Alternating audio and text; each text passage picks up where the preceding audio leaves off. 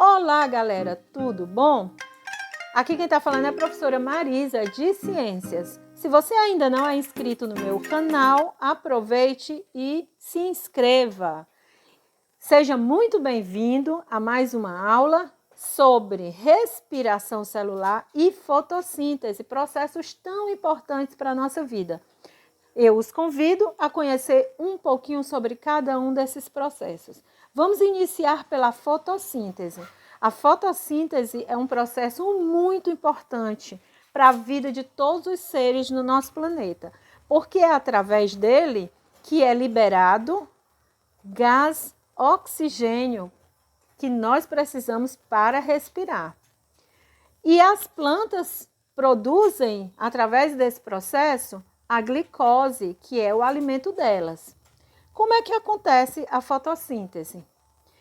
A planta, ela utiliza o gás carbônico e a água, e é necessário que haja a energia luminosa do sol e um pigmento que dá cor verde chamado clorofila. E aí vocês estão vendo a equação reduzida da fotossíntese. Fotossíntese, gás carbônico mais água, na presença da energia do sol e da clorofila, originando glicose, gás carbônico ou glicose e oxigênio. Bom, de onde vem o que é necessário para a fotossíntese? As plantas, elas retiram do solo a água juntamente com os minerais. Essa água é transportada através do caule, sendo levada a todas as partes da planta para que o processo da fotossíntese ocorra. Essa água com os minerais é transportada por vasos condutores. E lá nas plantas, quando termina a fotossíntese, as plantas transportam de volta a glicose, que é o alimento da planta, levando essa glicose para todas as partes da planta. Bom, produto da fotossíntese. Quando a fotossíntese termina, é produzido a glicose. A glicose é um tipo de açúcar.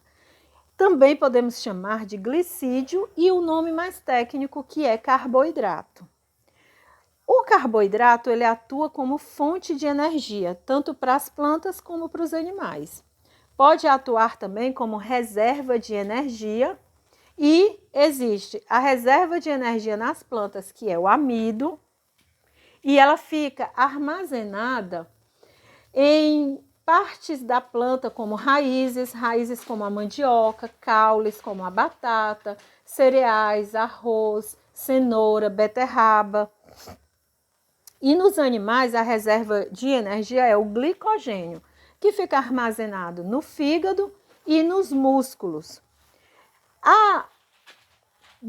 O carboidrato também, ele funciona como uma substância que dá estrutura para essa planta.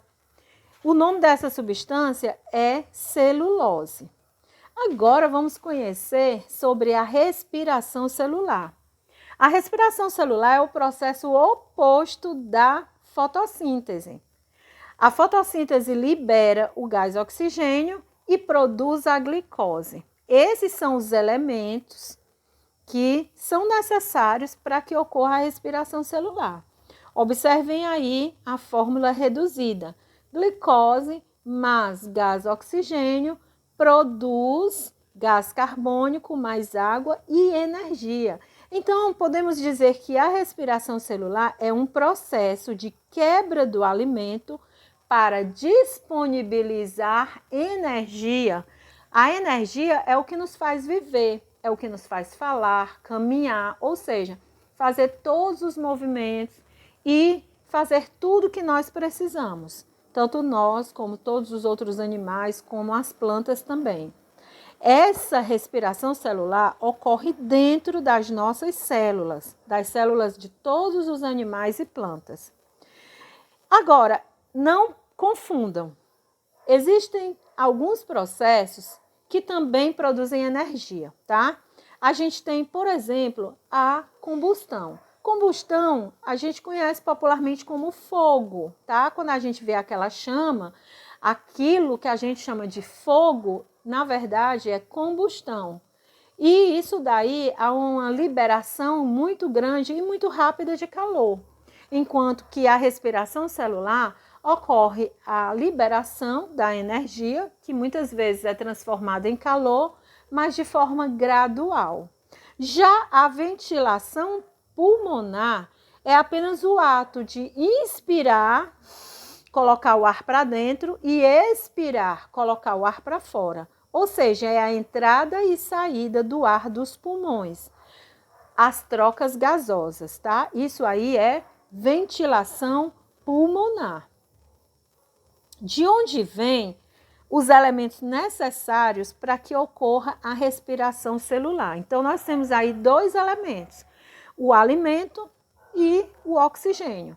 O alimento, que é a glicose, ela vem dos alimentos. No caso das plantas, elas produzem esse alimento através da fotossíntese. Já os animais precisam consumir tanto plantas como outros animais. Agora, o gás oxigênio.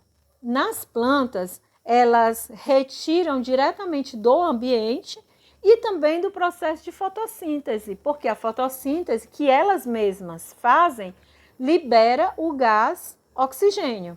Já os animais, eles possuem estruturas que vão absorver esse gás oxigênio. Por exemplo, os animais terrestres, eles possuem pulmões. Os animais aquáticos possuem brânquias, que vão retirar o oxigênio dissolvido na água. Existem também aqueles animais que fazem a respiração através da pele, como as minhocas, por exemplo, e os sapos. Os sapos tanto fazem respiração branquial quando nascem, depois eles fazem respiração pulmonar e também complementam pela pele. Já os insetos respiram por estruturas chamadas traqueias. Agora, fotossíntese e respiração celular nas plantas. As plantas respiram. Será que elas respiram? Tem gente que fica em dúvida. Tem gente que acha que as plantas fazem fotossíntese durante o dia e respiram à noite. Não, pessoal, as plantas fazem fotossíntese durante o dia, sim, porque precisa da luz solar.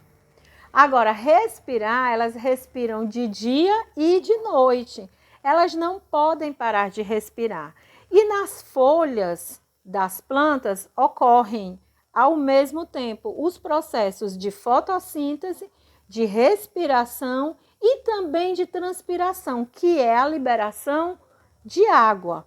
Então, enquanto a fotossíntese libera o gás carbônico e absorve, libera o gás oxigênio e absorve o gás carbônico, a respiração é o contrário.